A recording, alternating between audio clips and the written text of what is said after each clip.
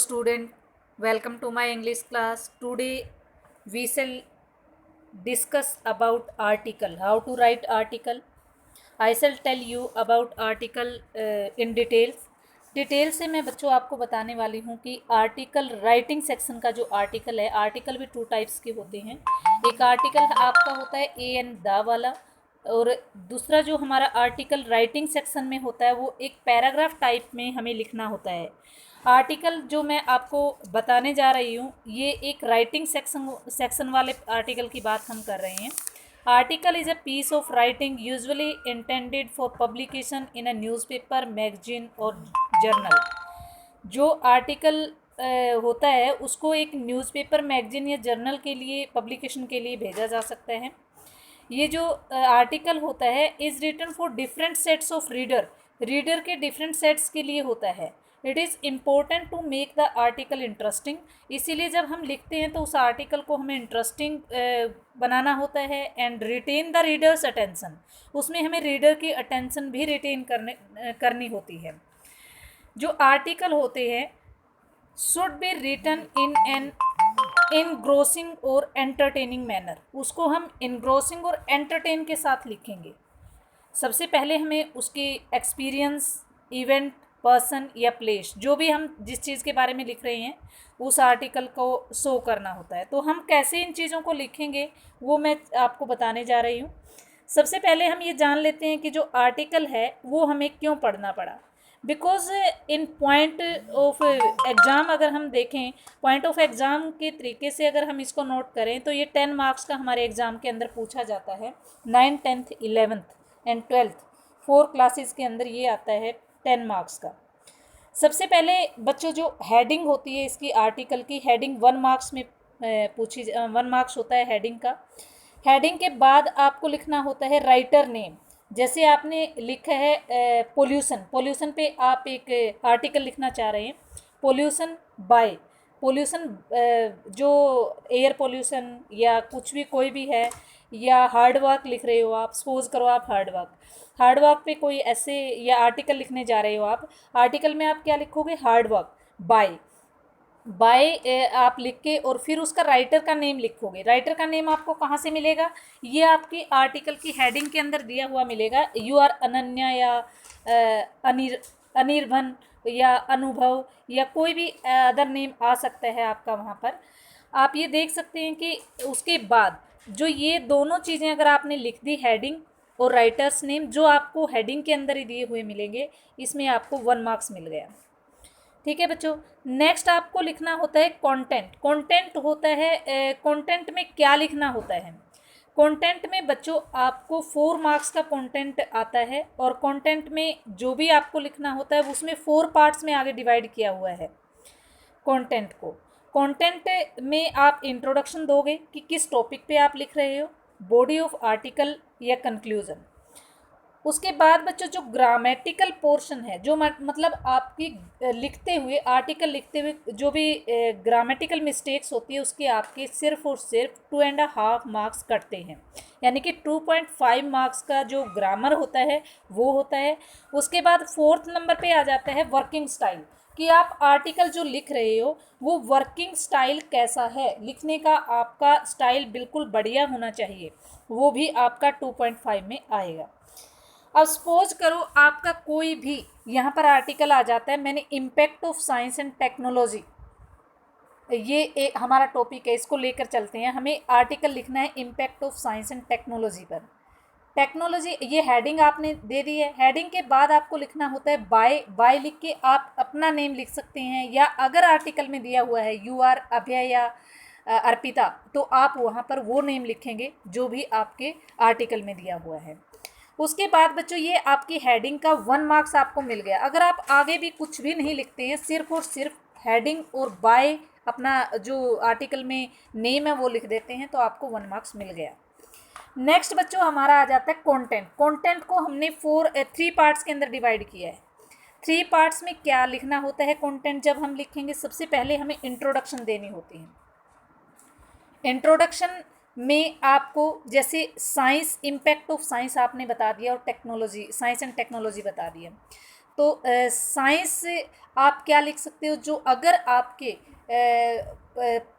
Science के profit लिखना चाहते हो, फ़ायदे लिखना चाहते हो, या बून, साइंस इज़ अ बून, या साइंस इज़ अ, अगर उसके कोई बैड इफ़ेक्ट लिखना चाहते हो तो science is a curse for humanity, ये लाइन अगर आप ये लिखना चाहते हैं तो अगर कोटेशन से आप शुरू करो, जैसे साइंस इज़ अ बून या साइंस इज़ अ कर्स लिखना चाहते हो, अगर बैड या गुड के हिसाब से अगर आप लिखना चाहते हो तो उसको आप इन्वर्टेड कोमा के अंदर आप उसको लिख सकते हो। इंट्रोडक्शन में आपको उसको देना होता है। साइंस क्या है, एक हमारा जो टेक्नोलॉजी के फील्ड में एक बहुत ही बड़ी जो इन्वेंशन होती हैं, किसी भी चीज़ को लेकर के हो सकती है, रेडियो है, टेलीविज़न है, किसी भी चीज़ की जो इन्वेंशन हुई है वो बेस्ड ऑन साइंस, साइंस पर बेस्ड है। वहाँ पर आप थोड़ी सी इंट्रोडक्शन साइंस के बारे में देंगे। या सपोज करो आपका हार्ड वर्क का आ जाता है, हार्ड वर्क में आप क्या लिखोगे कि हार्ड वर्क की इंट्रोडक्शन दोगे कि किसी भी वर्क को doing by sincerity is called the hard work. Punctuality, sincerity से जो हम काम करते हैं। या फिर आपको अगर आपको अच्छे वे में उसको लिखना है तो आप क्या करेंगे, इन्वर्टेड कोमा के अंदर लिखेंगे practice makes a man perfect, ये बना दिया। तो बहुत ही ज़बरदस्त हेडिंग आपकी बन जाएगी, उसमें आपको बहुत ज़्यादा मार्क्स मिलेंगे अगर आप कोटेशन में लिखोगे। सबसे पहले इंट्रोडक्शन लिखोगे टॉपिक की तो ठीक है, अगर इंट्रोडक्शन लिख दिया, डेफिनेशन लिख दी तो ठीक है। पोल्यूशन, मान लो आपका आर्टिकल लिखना है पोल्यूशन पे, तो पोल्यूशन लिख दोगे। पोल्यूशन क्या होता है, पोल्यूट एयर, नॉइस या अर्थ, किसी भी चीज़ को पोल्यूशन, वाटर, तो मैनी टाइप्स का हो सकता है। When it becomes unusable for human beings, human beings के लिए जब अनयूजेबल बन जाता है ये। कोट्स का मतलब ये जो अभी मैंने चीज़ बताई है कि अगर कोई भी कोटेशन आप उस टॉपिक से रिलेटेड पहले स्टार्टिंग में लिख देते हो तो ज़बरदस्त आर्टिकल आपका बन जाता है। इसमें आपको बहुत ज़्यादा मार्क्स मिलेंगे। उसके बाद आपको लिखना है बॉडी ऑफ आर्टिकल। पहले इंट्रोडक्शन देनी है जिस भी टॉपिक को लेकर के आप लिख रहे हैं। बॉडी ऑफ आर्टिकल में आपको केज एंड इफेक्ट लिखने होते हैं, किसी भी चीज़ के केज एंड इफेक्ट। सपोज करो ग्लोबल वार्मिंग का आ जाता है आपके सामने आर्टिकल, ग्लोबल वार्मिंग पे लिखो, उसके केज और इफेक्ट होंगे लेकिन एडवांटेज डिसएडवांटेज नहीं होंगे। ये चीज़ आपने ध्यान रखनी है कि कई चीज़ों के केज और इफेक्ट ही होते हैं, कई के एडवांटेज डिसएडवांटेज होते हैं। अब आप बुक रीडिंग को लेकर के चलो, मान लो आपको आर्टिकल लिखना है बुक रीडिंग को लेकर के, तो वहाँ पर एडवांटेज डिसएडवांटेजेस मिलेंगे आपको। एडवांटेजेस ज़्यादा मिलेंगे, डिसएडवांटेजेस बहुत ही फ्यू मिलेंगे, ना के बराबर। वहाँ पर वो चीज़ लिखनी होती है। नेक्स्ट बच्चों आपका आ जाता है कंक्लूजन। कंक्लूजन में आपको उस टॉपिक से रिलेटेड आपको स्टेप बताने हैं कि अगर पोल्यूशन हो रहा है तो हम how can we control this और दैट, उसको आप कैसे कंट्रोल कर सकते हैं, what steps can be taken to control on this pollution, pollution के ऊपर। या जो चाइल्ड लेबर है, चाइल्ड लेबर के ऊपर रोकने के लिए हमें क्या स्टेप उठाने चाहिए। तो जो साइंस का बैड इफ़ेक्ट्स हैं, जैसे कि कर्स है, साइंस जैसे बॉम्ब बनाए जा रहे हैं, उनको रोकने के लिए हमें क्या इफ़ेक्ट चीज़ें यहाँ पर लेकर आनी चाहिए, वो सब चीज़ें हमें कंक्लूजन में लिखनी होती हैं। ये था बच्चों जो इम्पोर्टेंट जो इन्फॉर्मेशन थी मैंने आपको दी है। उसके बाद हमारा यहाँ पर एक लेआउट दिया हुआ है, आप देख सकते हैं। लेआउट ऑफ आर्टिकल में सबसे पहले इंट्रोडक्शन देनी है आपको, इस तरीके से तैयार करना है। इंट्रोडक्शन में आपको हेडिंग देनी है। हेडिंग में आप बाय राइटर का नेम लिखेंगे नीचे वाली लाइन में, सबसे ऊपर हेडिंग, उसके नीचे यहाँ पर लिखेंगे आप बाय लिख के राइटर का नेम लिख देंगे। उसके बाद हल्का सा स्पेस देने के बाद आपको इंट्रोडक्शन देनी है। यहाँ पर इंट्रोडक्शन के बाद थोड़ा सा आपको एक पैराग्राफ टाइप में लिखना है। जैसे हम एक पैराग्राफ, हमारा इंट्रोडक्शन ख़त्म हो जाती है, उसके बाद हम उसके कोज या इफेक्ट भी लिख सकते हैं, कोज या इफेक्ट, या फिर क्या लिख सकते हैं, एडवांटेज डिसएडवांटेज लिख सकते हैं। उसके बाद आप नेक्स्ट पैराग्राफ में यहाँ पर लिखेंगे कंक्लूजन। लेआउट आपको इसी फॉर्म में करना है जैसा कि मैंने दिया हुआ है, यहाँ पर सामने आपके दिया हुआ है, बिल्कुल एज इट इज़ वे में सुंदर हैंडराइटिंग में आप लिखेंगे। वर्ड्स आप देख लेंगे कि कितने वर्ड्स के अंदर लिखने हैं। यहाँ पर बच्चों मैंने एक लिखा हुआ आर्टिकल लिया है और इसी के बेस पे हम करने जा रहे हैं। यहाँ पर लिखा हुआ है you are Ananya and Anirban, आप अनन्या या अनिर्बन हो। There is a wide spread craze for junk food among the youth and you are consuming junk food at an alarming rate that has harmful effects on your health. जो junk food आप use कर रहे हो वो आज बहुत ज़्यादा use कर रहे हैं यूथ जो आजकल के हैं, वो जंक फूड जो यूज़ कर रहे हैं वो अलार्मिंग रेट पर यूज़ कर रहे हैं, मतलब उसके हार्मफुल इफ़ेक्ट बॉडी पर हो सकते हैं। तो आपने आर्टिकल 150 वर्ड्स के अंदर लिखना है on the harmful effect of the junk food. देखो यहाँ पर बच्चों, यहाँ पर हार्मफुल इफेक्ट आ गए, तो हमें पता है कि harmful effect of junk food, यही हमारा क्या होगा, टाइटल होगा। जो हमारा टाइटल है, मेन चीज़ दे दी इसमें कि मेन चीज़ क्या है। यहाँ पर इन 3-4 लाइनों में जो बोला है, वो जो बुरे इफेक्ट हैं जंक फूड खाने के वो दिए हुए हैं। यहाँ पर आर्टिकल मैंने लिया हुआ है, junk food and it's harmful effect. ये आपका बन गया title, junk food and it's harmful effect. या आप ये भी लिख सकते हो, harmful effects of junk food लिख सकते हो। लेकिन आपको बिल्कुल आई कैचिंग जो होती है हेडिंग वो देनी है। आई कैचिंग मीन्स बिल्कुल अट्रैक्टिव, देखने में अट्रैक्टिव लगे।